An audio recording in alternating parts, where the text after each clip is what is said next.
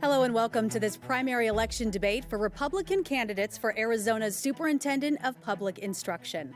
This debate is sponsored by Clean Elections, the state's nonpartisan voter education agency. My name is Danielle Lerner and I will be moderating today's debate, and we are sharing this debate as part of an effort to support democracy in Arizona through a partnership with the Citizens Clean Elections Commission, the Arizona Media Association, and Reister. It is a partnership designed to make these debates accessible to everyone in Arizona. So that means this debate and dozens more between now and November will air on a long list of local TV stations, radio stations, and digital platforms, including support from local newspapers.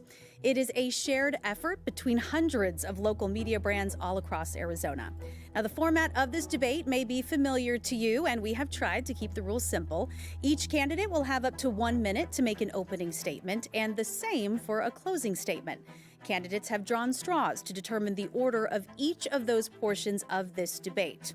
Now, throughout the debate, we will pose questions to each candidate, allow them to answer, and then make sure the other candidate does have a chance to respond. Whenever a question is directed to a specific candidate, only that candidate's microphone will be open. At all other times, every microphone will be open. And thank you to voters across Arizona who have submitted questions for this debate. We've reviewed all of them to make sure every voice is heard.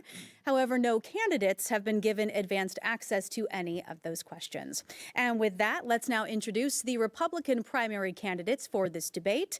We have Thomas Horne and Kimberly Yee.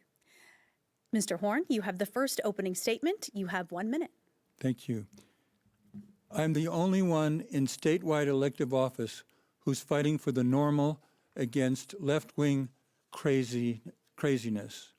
For example, I'm in court fighting to keep boys out of girls' sports. I am fighting hard against critical race theory and diversity, equity, and inclusion, DEI.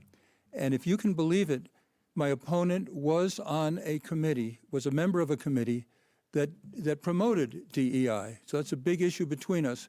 She's been denying it recently, but you can confirm it. There's irrefutable documentary evidence at therealkimyee.com. The reporters that were at last night's debate checked it, and they wrote that what I was saying was true. On school safety, I've increased the number of police in our schools from 117 to almost 500. Mr. Horne, your minute is up. We will get to more of those issues in just a bit. But Ms. Yee, your opening statement, you have 1 minute. I'm Kimberly Yee, and I'm running for State Superintendent of Public Instruction because Arizona families deserve an education leader who will not only follow the law, protect school choice, and advance academic achievement, but also be able to bring that competence, not chaos, to the Department of Education. I have a long history in K-12 public education policy. Back in the 1990s, I helped write the early school choice laws with charter schools, and I worked for 2 governors to advance school choice as well as vocational education. As the former Senate Education Chairwoman, I expanded ESAs for low-income families, and I put forward academic standards to increase those in our classrooms.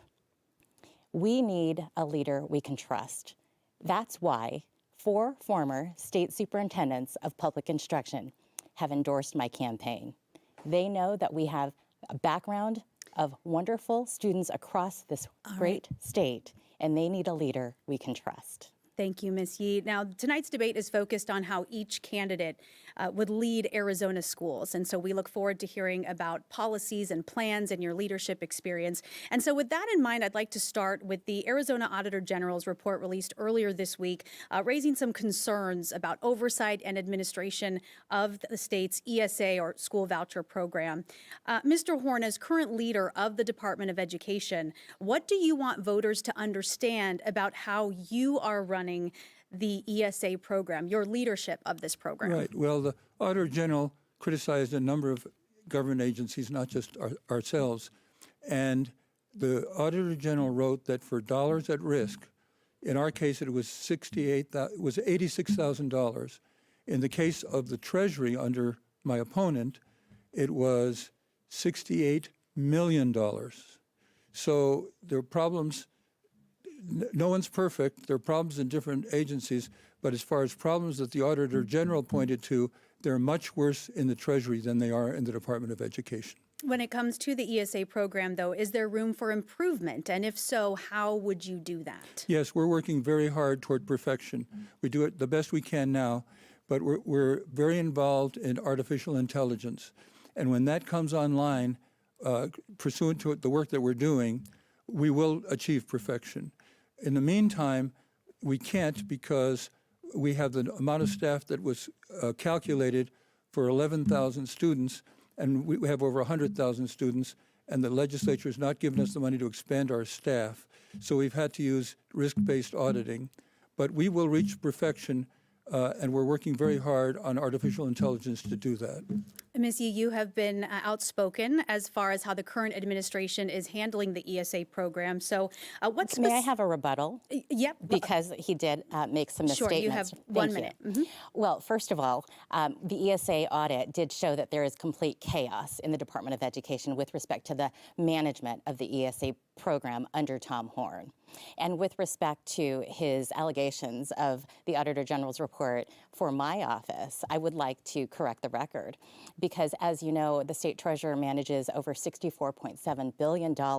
So when you take a look at the Auditor General's report, it was regarding reconciliation of our office's numbers to the Department of Administration's numbers. And $68 million in comparison to the total cash flow that goes through our office is 0.22%, which is less than 1/4% of total dollars that go through my office. That's much less than what was mishandled under the leadership of Tom Horne in the Department of Education. So when it comes to the ESA program, when you say mishandled, what specific changes would you implement to manage the program differently? Well, recently, as you'll note in the Auditor General's report, there was $10 million that was allocated for administrative purposes by the legislature to the Department of Education. And the Auditor General's report showed that rather than hire those who would manage the ESA plan accordingly for greater efficiencies, for money out the door faster to those families, he decided to use those dollars for a vanity campaign for television ads. And that did not put money into administrative purposes. Those are ads that advance his face on television. Okay, Mr. I need Horne, to respond to that. Yes, the Auditor General had the reference to the $10 million in a draft, but took it out in the final one. She was looking at an older draft because the legislature specifically instructed me to use that $10 million for advertising of ESAs. That was their instruction to me. I had to use it for that. Otherwise, I would have been going against the legislature. So she's badly misrepresented that. So I want to get back to managing the program. So Ms. Yee, are there specific safeguards you would put in place or different things that you would be doing if you were in this role? Yes, and I've already started working on that in my role as state treasurer. As you know, the state treasurer by law manages the contract, the vendor, the marketplace for which these expenditures are purchased. And that platform really needs to be updated so that we have new technologies, perhaps some AI designs, those that weren't in place at the time we bid for this contract in the past. And that might mean the same vendor that we currently use with new technologies. It may mean other vendors. But that contract should be going through the state treasurer's office, and I'm preparing that already with a request for information. It's called an RFI. And so for those purposes, I believe that we can have a greater ease for those families to be able to purchase those education-related items and make sure that when those items are purchased, that there is clear accountability on what those purchases are so that they will flag what is defined as educational versus what is not. And you said accountability there, and that leads into my next point about transparency and oversight in the ESA program. Mr. Horne, do more safeguards need to be put in place or guardrails to ensure that that money is going where it should be?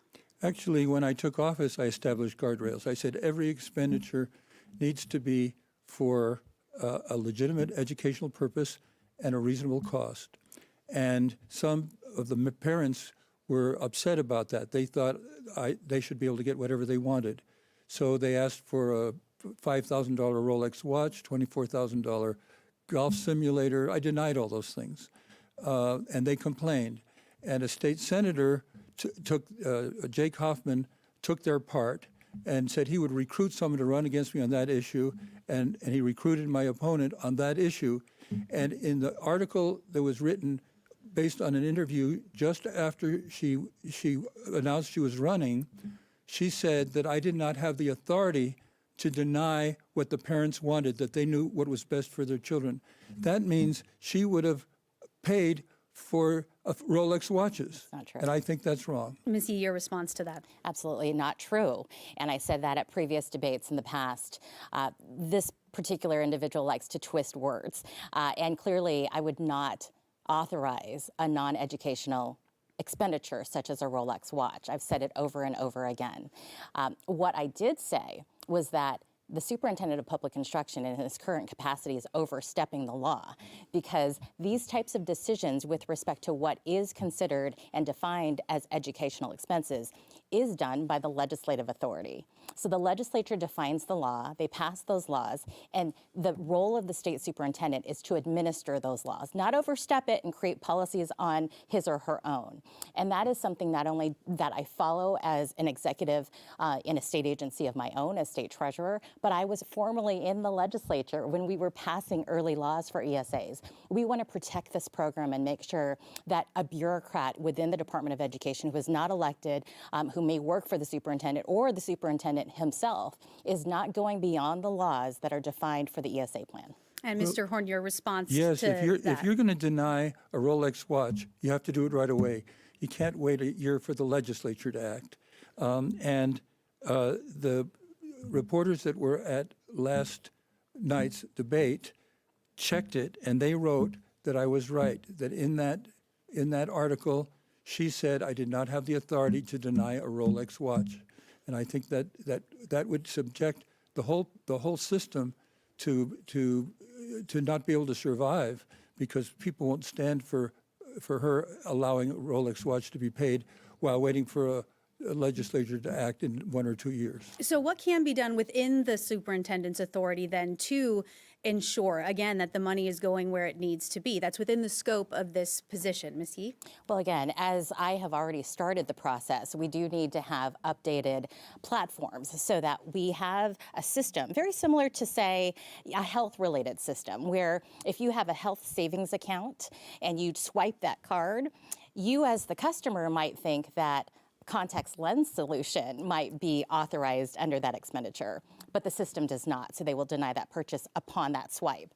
We don't have that in place with respect to the platform right now. The flags are not there. They need to be there, and that's what my role as a state treasurer in my current capacity is moving forward to do, is to create a more updated, better technological platform that creates these measures so that immediately upon an anticipated purchase, that the system would know whether or not that is an educational item or not. Now, we have more than 100, real quick, this question, we have more than 100,000 students now enrolled in the ESA program. Yeah. And so my next question was for you, Mr. Horne, as far as the future of this program, should there be a limit on how big it can get, or, what do you see for the future of this? That's up to the parents. If parents feel their child is being served well in the local district school. I was a product of district school. My 4 children were products of district schools and did very well. That's up to them. But we have a family, for example, that has 3 children, 2 of whom are doing just fine in the neighborhood district school. But one of whom, the needs are not being met. So they found another school that met that child's needs. And I don't understand how anybody could say they don't have the right to do that unless they're so immersed in ideology that they forget about the needs of the students. Yeah, Arizona certainly has one of the largest school choice systems in the country. And so I'm curious, Ms. Yee, we'll start with you. Do you think that private or charter schools that are receiving public funds through ESA should be held to similar standards? Charter schools are public schools, so they don't receive ESA funds, but private schools do and homeschools do. And the question is whether or not they should be receiving ESA funds? No, do you think if they are receiving ESA funds, should they be subject to the same oversight and accountability as as public schools, traditional school districts? First of all, I believe that school choice, as we should be so proud of in Arizona, because we are a leader and we have been a leader for 30 years now on the school choice front, from charter schools to homeschools to private schools to tribal schools, micro schools. These are wonderful, and to public schools. I mean, they are on the menu as well. I am the product of a public school system here in Arizona, and they continue, to be part of that wonderful menu of school choice options. And parents deserve those options, because every school choice that they make uniquely fits their child's needs, and that is their opportunity for all. So when we talk about homeschoolers, a growing homeschool population, as you can imagine here in Arizona with our wonderful families, but also our private schools, the question is whether or not they should be put under the same government regulations as the public district schools and the public charter schools. And the answer is that they wouldn't be private schools or homeschools if they were under this exact same rules. And then you would also just eliminate the beauty of what school choice is all about, because each individual school choice opportunity should be uniquely different. And with respect to accountability, that's already there, because if a private school is not meeting the needs of those parents and those families, they close down, as any private organization would. And with respect to homeschool families, many of them, as you know, are children with disabilities who better homeschool in a setting such as that. And that's why we see so many of our ESA families of children who have disabilities, and this is where they thrive. Mr. Horne, your thoughts on the school choice system here in Arizona? Well, the state has never gotten involved with private schools, and there might be First Amendment problems if they did that. For that reason, the legislature decided they would be treated differently. We would not interfere with them. The parents would be the judges as to whether it was their child's needs were being met or not. One of the other, if not the biggest issue with education right now in Arizona is our ongoing teacher shortage, reaching crisis levels. We've been seeing this for several years now. So what can you do in this role to help fill the gaps on so many Arizona campuses? Mr. Horne, we'll start with you. Yes, every year I address the state of education at the legislature. And every time I do that, I tell them that we have to increase the pay of our teachers, and we can do that without affecting taxes, because there's plenty of money in the land trust.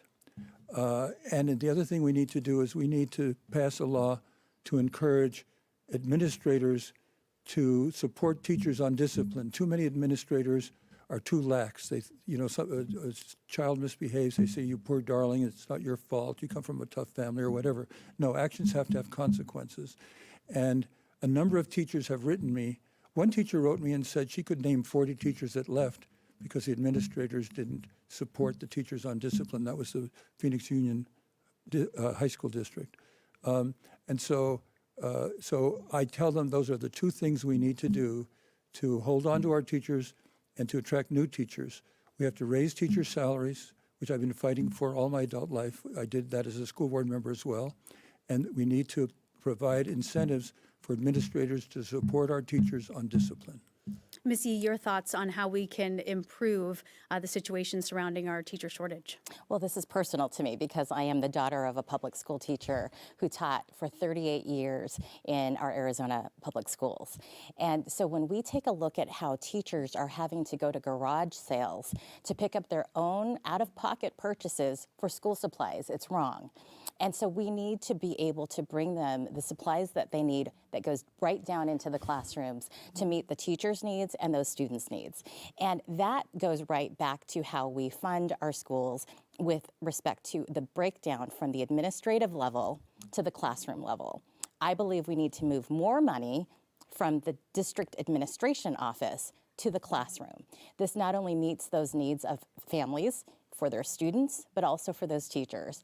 And we absolutely should address teacher retention, because between the first and third year of a teacher's first experiences within that classroom, they need to be able to navigate that, and it could be very stressful. They have a lot of burdens on them, and what we don't have in place are mentor teachers from the assistance of the Department of Education, bringing mentor teachers to those districts, to those teachers who need that early help in those very early years. But of course, we have to also address the funding. And that's something that Arizona has not met in many years with respect to getting to scale what the teachers need for their salaries. And as we see inflation and our money, is really just going out the door with gas prices, with the price of food, these teachers will leave these professions because they are not getting the needs that they need for the classroom, the supplies, but also for their own families. Now, when it comes to teacher pay and funding for education, the superintendent doesn't directly set teacher salaries, doesn't set the budget, but you can influence education funding and also prioritize policy. And so, going forward, what specific actions can you take in this role to get teachers more money, higher salaries, so that they stay in the classroom? Mr. Horne, we'll start with you. Yes, well, I've been lobbying ever since I was on the school board for higher teacher salaries, and I do it now every single year when I go to the legislature, and I do everything I can to persuade them to increase the teacher salaries. They can do it without raising taxes because of the money in the land trust. So that's something I've been devoted to my entire adult life. My opponent is mistaken in saying we don't provide people to help the teachers. We call them coaches. We provide as many as the legislature will fund. We lobby the legislature to fund more because we have studies that show that kids learn to read faster if they have coaches supplied to them by the Department of Education. And so we do our best to expand the number of coaches, but we are doing that. And Missy, I'll give you a chance to respond to that. I believe did you say mentor teachers? Is that different than the coaches that are currently in place? Well, this goes back to the status quo. And my opponent is okay with the status quo. He's created the status quo. But we see that teacher retention needs desperate help. And so while he says he has coaches that are supposed to assist with these early in years teachers, it's not helping, apparently, because the teacher retention rate is a huge problem in Arizona. And we see so many other states coming to recruit these wonderful teachers to go to another state. And we have to address the issue through proper funding. And as I run the endowment for the state land, it's called the Permanent Land Endowment Trust Fund.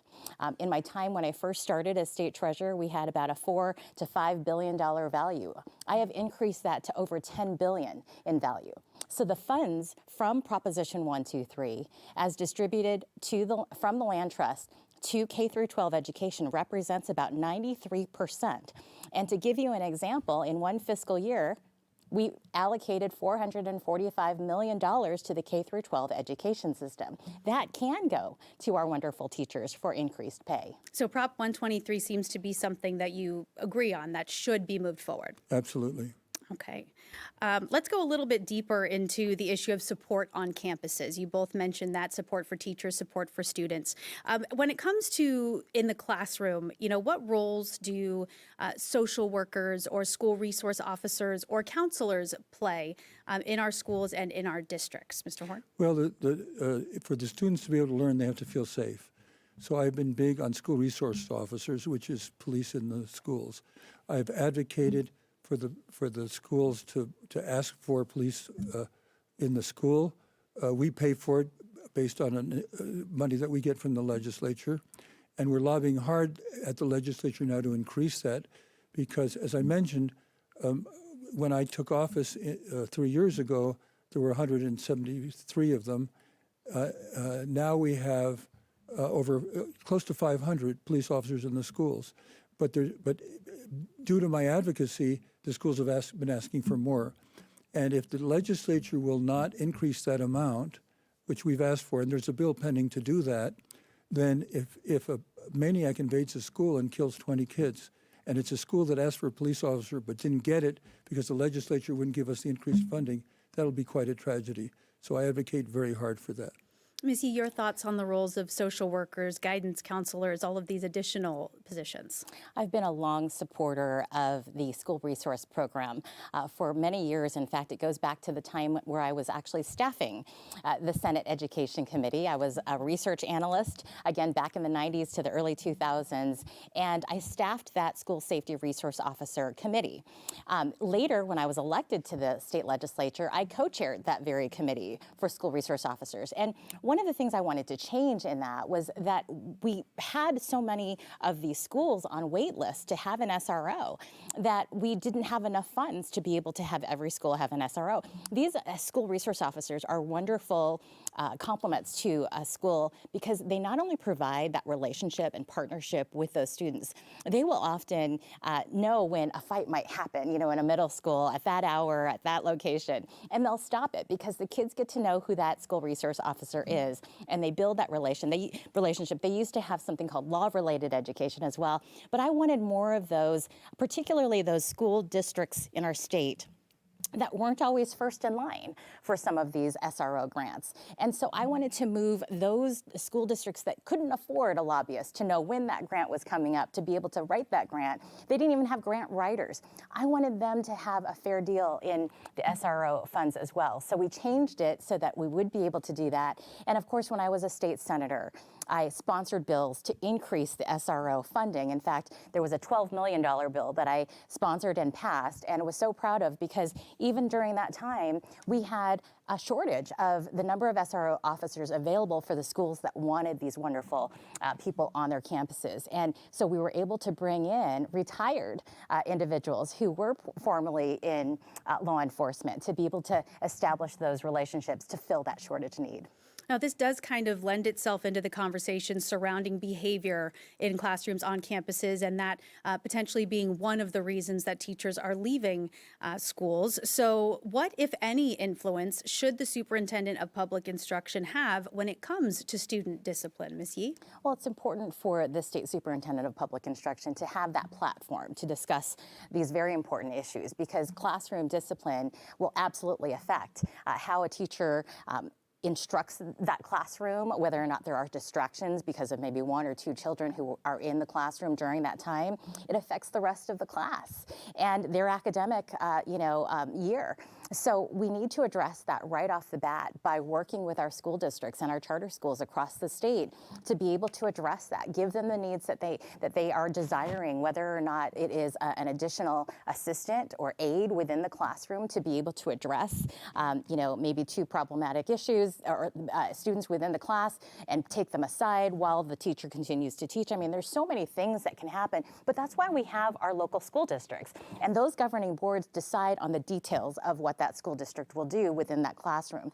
To have an advocate from the state superintendent's office is the one to work with the legislature to provide laws that will support additional needs that teachers will have regarding discipline. And again, there are a lot of things that we can also encourage families to do. And one of the things, because I'm a mom and I talk to lots of families, there are a lot of parents that no longer go to teacher conferences. And so if you don't engage that parent within a one-to-one conversation with the teacher, perhaps the parent doesn't even know the extent of what that disciplinary issue is within that classroom setting because they're not even showing up for that classroom engagement with the teacher. And Mr. Horne, what are your plans going forward to help with some of the behavior challenges that our campuses are facing? Well, I'm continuing to advocate for bills to encourage administrators to support the teachers. As I mentioned, I got a letter from a teacher saying she could name 40 people who left because at Phoenix Union High School they weren't getting the support from the administrators.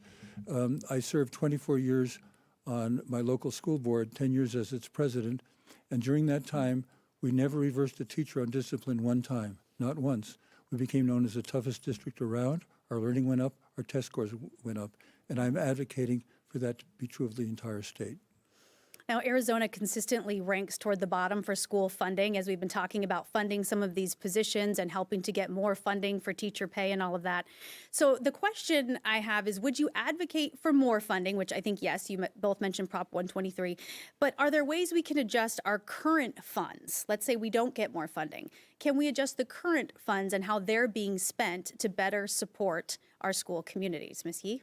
Well, I think there are lots of ways that we can move money around, and I'm someone who understands fiscal management, not only in an executive leadership capacity as the current state treasurer of Arizona, but I have real results coming out of my office. For instance, when I started on day one as state treasurer in 2019, we had $15.4 billion in taxpayer funds. Today we stand at $32 billion. We have doubled the assets under management in just these under 8 years.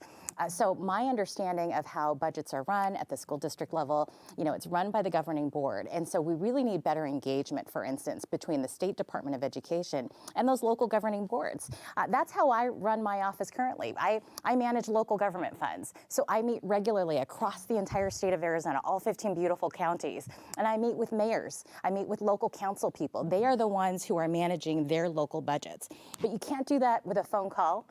You need that eye-to-eye engagement, that relationship, that partnership. There's a level of accountability there when you establish that relationship. And I've done that with all of our cities and towns across Arizona. We need to do that with our local school districts by meeting with those local governing boards and those elected individuals. Once they are elected, I would invite them to come to the Department of Education to learn about all of the budgeting needs, the management, from line items to the property taxes, even to ethical leadership. I mean, these are wonderful things that the Department of Education can supplement to what is currently happening to build that budget to where it's greatly effective within the local school district and, of course, for the state. Mr. Horne, how would you make the most of the funding that we have for education? Yes, we did a study that showed that the school districts that spent less on administration and more on teacher salaries did better academically than the districts that spend more on their administrators. In my school district, we took half of the people in the district office and we sent them back to the classroom. We were spending 2.5% of our budget on administration, on the central office administration. When I got in the legislature, I tried to get a bill passed to limit the others to 5%. I thought if we could do it for 2.5%, they could do it for 5%, and they'd have more money for their teachers.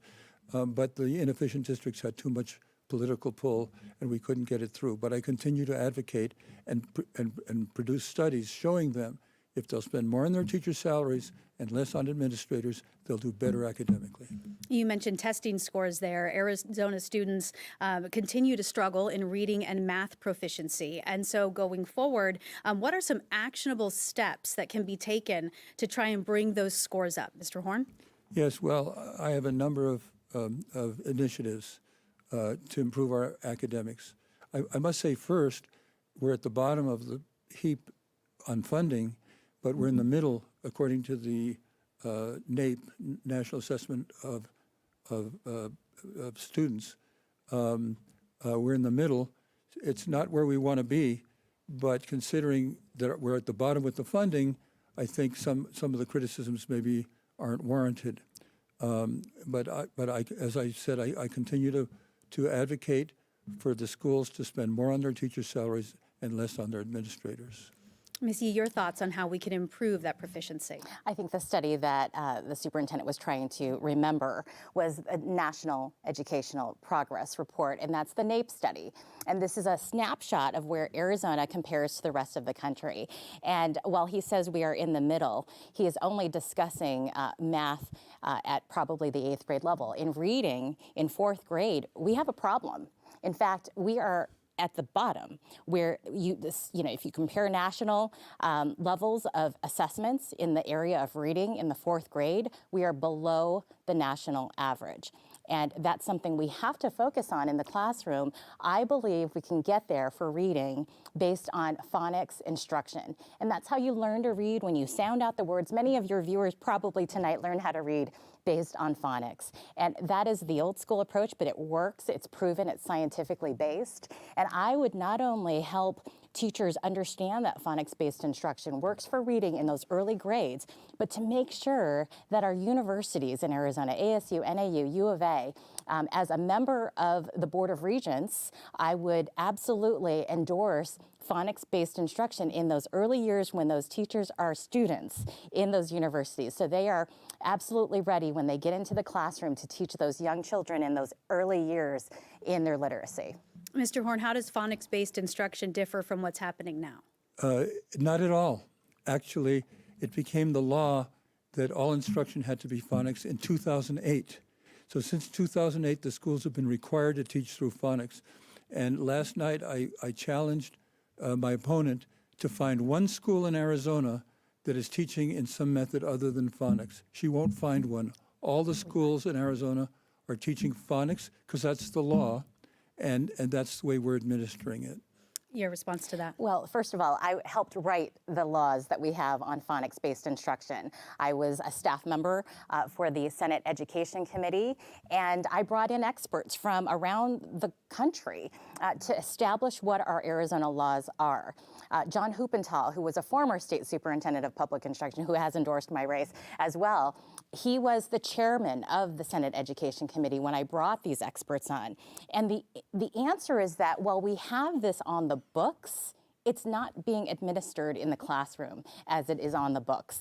And there is, again, going back to the okay with the status quo, we're okay right now. We're not. The reading scores on the assessments show that our fourth graders are not meeting the national average in reading assessments. And phonics-based instruction is the way to go. Yes, it's the law, but it's obviously not being taught at a measure, at a standard that we need to get to pass these tests, to help students understand how to read proficiently, not just how to read, but how to read proficiently, because if they don't meet that literacy standard in their earlier grades, it will continue to decline over their upper grade years, and that's where we see graduation rates decline. And we have a graduation rate issue that we have to address because we are also under the national average when it comes to graduation rates. And real quick, your response that phonics-based instruction is not actually happening. Your response to that? It is happening, and I challenged her to find a single school. I challenged her last night to find a single school that wasn't teaching by phonics. Now, we are, and she said, well, we want to bring phonics to the schools. The fact is they're already there. She just doesn't know it. Now, we do work very closely with the schools to use the best methods of phonics. In fact, we have the power to approve or disapprove their curricula if they have all the elements of phonics. And so we work very hard on that, and we're expanding good phonics programs. But to say that she wants to bring phonics to Arizona schools is contrary to what the fact is. There is no school that is not teaching phonics. Okay, one last rebuttal there, and then we'll move on from phonics. Did you want to respond to that? Well, I know for a fact that there are schools who might not be following the law. And we can see that because they have kids who are not reading. And there is something, and look it up, viewers, it's called whole language. And that's the easy way to get by with teaching reading, and it's showing them pictures. And it's not showing them the real way to sound out the phonemes within a word to help them understand how you read a word, how you do traditional spelling tests. Those are the things that we used to call the old school approach of teaching, and I want to get back to the basics. And I also would love to be able to work with the State Board of Education to be able to find what those solid phonics-based curricula are and put them on the website, have recommended resources for them to be able to have school districts and charter schools be able to say, hey, I'm not using that program, but it seems to be working because all of these other states are passing their reading assessments. And that's where we haven't gone, and I believe we should go. And I bring those fresh new ideas to this position. They're already on our website, the best phonic programs, and we use our power to approve curricula to get the schools to use the best ones. Okay, we can stick with instruction, but we're going to move on from phonics. I'd like to talk about English learners. The state's mandated English-only instruction. The original law was passed more than 20 years ago now, and so my question is this still the best way to instruct English learners, and why? Ms. Yee? Yes, I fully support the 2000 proposition, and again, it's over 25 years now when it passed, but it really did take a look at where are our English learners and where can they be when they are not speaking English as their first language.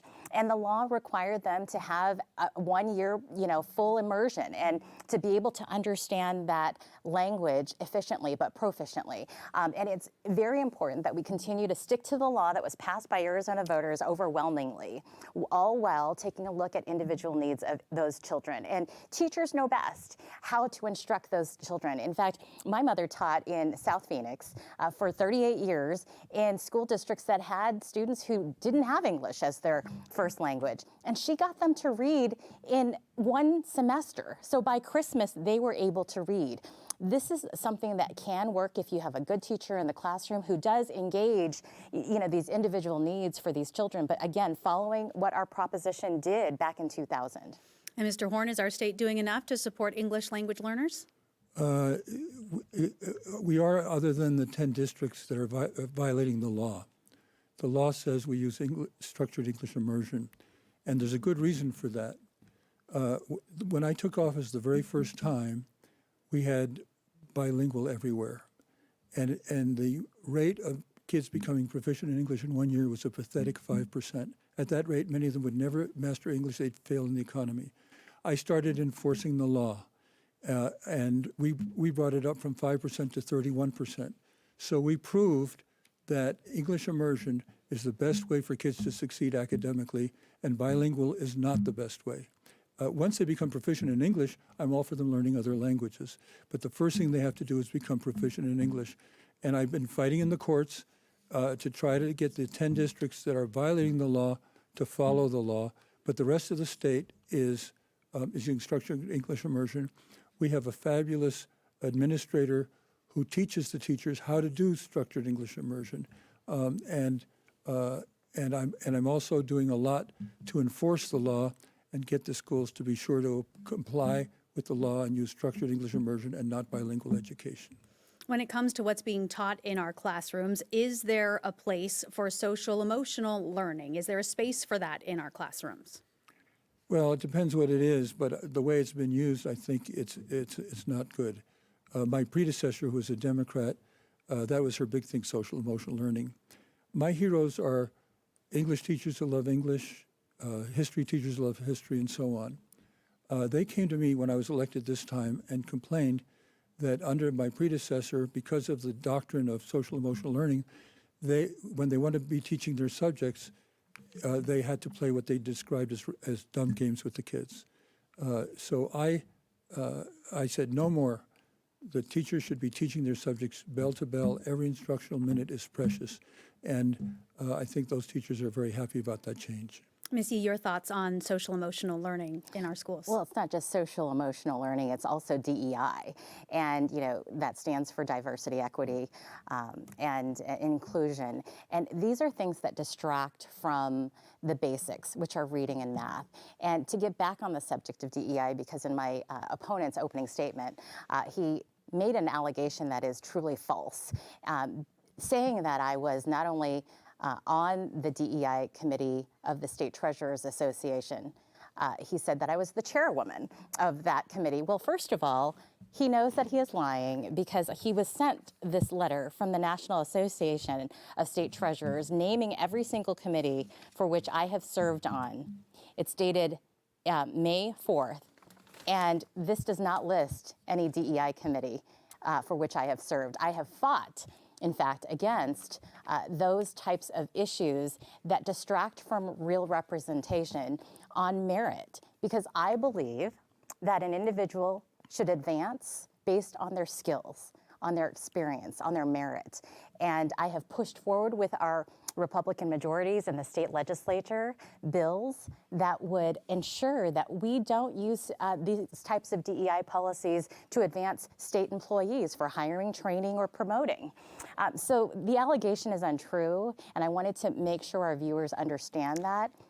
And also to correct the record because there was no rebuttal period. Sure, and we did cover that off the top, and I'm going to have to rein us in a bit. No, I do want to say something about that. Well, one of the rules was that we were not supposed to have props today, and so I'm going to have to say we can't continue along that line of questioning. We covered that in the beginning, and we're not supposed to have props on the podium, so I'm going to redirect us now. We can keep with the topic of DEI. So I presented one. I understand. And people can see it on the real. And now we're even, so no more props on the podium, please. Right. We can continue to talk about DEI, however, because I know this is a big issue in our schools. And so my follow-up question would be, are there specific programs or practices when it comes to DEI that concern you? Mr. Horne, you can go first with that one. Yeah, I think DEI is a terrible thing.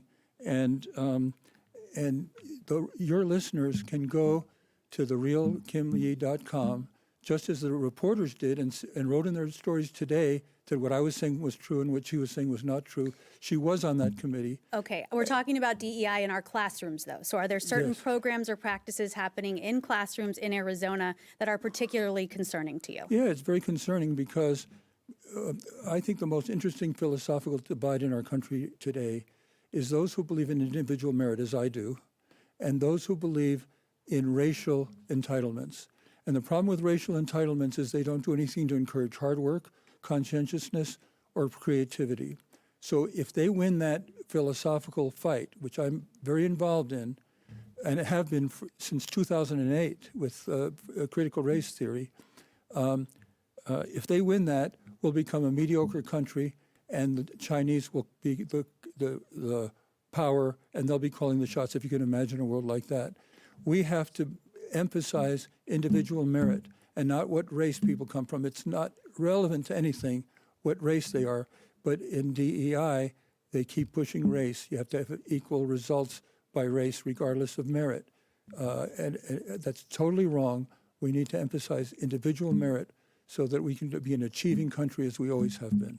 Now, given our diverse school communities across Arizona, what sort of cultural programming would be appropriate in our classrooms? Do I get to answer the same question, or we've moved on to a different question? Well, you can answer if there are certain Okay. programs that Yes. I had asked that originally, so we Okay. can go back to that. Yes. Well, with respect to DEI programs in our schools right now, they really need to be reined in because as I have fought, as the state treasurer, I've led an effort with other state treasurers around the country to show that those corporations in America that do hire based on DEI policies alone are not efficient. They are actually devaluing their company. And so it puts a state treasurer like me in a position to warn those private corporations that are putting DEI first that we will no longer invest in them because their effectiveness as a company, their value as a company is not showing forth because they're hiring people not based on their experience and their background and their effectiveness, but just based on who walks in the door based on that policy. And so if that decreases the value, then we have to, eliminate them from our list of investments. In the same way, we have to take a look at what is happening within our schools. And these types of policies are not effective. I would like to have this time in the classroom talking about civics in government and the engagement of character education so they understand, what it will be like to grow up and to deal with real issues that matter in the workplace.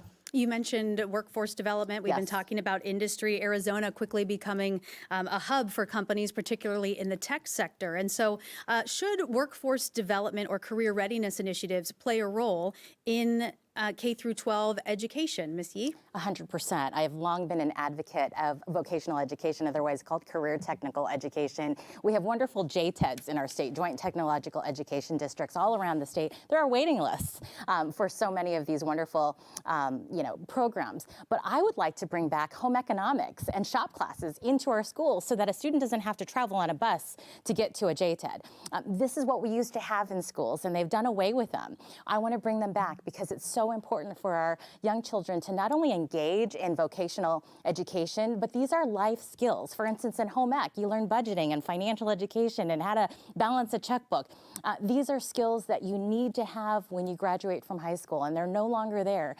We also need to put more money into our schools with partnerships and business, because what's happening is we have shortage areas. For instance, welders are needed in every area in Arizona. And so in order to help teachers in those classrooms where there are shortages, especially in rural Arizona, I would engage with something we call alternative pathways to teaching. And that brings in, for instance, a retired welder into the classroom. They may not have teacher certification, but we'll have a certified teacher on premise at that time when that person is not only teaching the great skills that they need for welding to those young students, but we will have the ability to bring those qualified professionals into our classrooms in a way that would be not only meaningful, but absolutely needed in a growing state like ours. Mr. Horne, your plans when it comes to CTE programs? Yes, I've greatly expanded career technical education. we have a program called the Student Industry Partnership. What happened is when I first took office, CEOs said to me, they have a shortage of skilled labor. So I said, I'll tell you what, I'll make you a deal. I can supply you with skilled labor because we have 1,200,000 kids. In return, you will teach our career education teachers what skills are needed to get a well-paid job with your company right out of high school. And so they accepted that. And we have 40 of Arizona's largest companies involved. We divided the state into 11 different parts, and we did a traveling road show. And if a company wanted to hire from a particular area, they came there and they met with the career technical education teachers and administrators, and they told them what skills they need to teach the kids so that they can get a well-paying job with their company. Some of these companies, like the technological companies, can give very good salaries to kids right out of high school if they have proper career technical education training, and that's what I'm pushing very hard. I doubt that home economics gives you those skills to get a well-paying job after high school. But my goal is every student, without exception, graduates college or career ready. And so no student graduates from high school without being able to get a well-paid job. If they're not going to college, they need to get a skill that the companies say are the skills needed to get a well-paying job with their company. We have talked a lot about what needs to change in education. So my final question here, what is working well in Arizona education, and how would you build upon that? Well, I have a lot of initiatives. I ran out of time in my opening statement, but one of the things is that the people in my department worked with the bottom 5% of schools, and now 80% of the schools are no longer in the bottom 5%. We adopted a school in a neighborhood that had high poverty. People from my department went there every week, and we raised their math scores in 1 year by 27%. We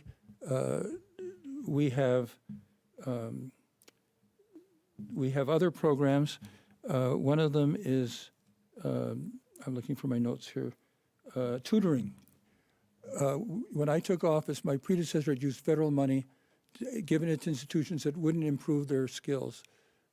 So I clawed back that money. I made some enemies, and we put it into tutoring, and I made tutoring available for free to any family in Arizona who wanted it. And that was a great program. We had a number of kids that in one 6-week tutoring program made 6 months progress. We have leadership training programs where people in our department are training teachers to give the kids the right skills. And those were so popular, we asked them would they recommend it to the other teachers, and 99% said yes. So they got oversubscribed. We had to greatly expand the program. They taught principals and superintendents in leadership skills, and they taught students I hate to cut you teaching off. skills. We're getting tight on time. I want to make sure Ms. Yee has a chance to answer that question about what's working well in Arizona education, and then we'll move right to closing statements. Well, I think the viewers can see this evening that there's a clear contrast in how the view of the world is on education in Arizona. And I've spoken to so many families across my visits to all 15 beautiful counties in Arizona, and education is not doing so well, as according to the current state superintendent, who says everything is okay. Well, the answer is everything is not okay. That's why we need a new superintendent of public instruction to be an advocate for not only families, but for schools, for public schools, for charter schools. What we are doing well are so many wonderful things within our schools that we have to showcase. I mean, let's just talk about U.S. News and World Report. The #1 high school in America is right here in Arizona. It's Basis North Tucson. And that's something where they are doing innovative approaches to teaching those students how to best meet their needs in the classroom. And so we need to showcase the great leaders, our principals, our teachers, and those districts and charters across Arizona. I hate to cut you off. I want to make sure you each have time for 1 minute closing statement. Mr. Horne, you can go first. Yes, I didn't say everything is fine. I talked about our having numerous initiatives to improve academics, but it's not in the dumps the way some people say. Actually, Many of our schools are doing very well compared to the fact that we are at the bottom in terms of financial aid. I'm urging our listeners to go on therealkimyee.com and see that I'm telling the truth about her membership on the DEI committee, and also about the fact that she said that I did not have the authority to deny Rolex watches. And I think it'd be a bad situation when we start spending education funds on Rolex watches. Ms. Yee, your 1-minute closing statement, please.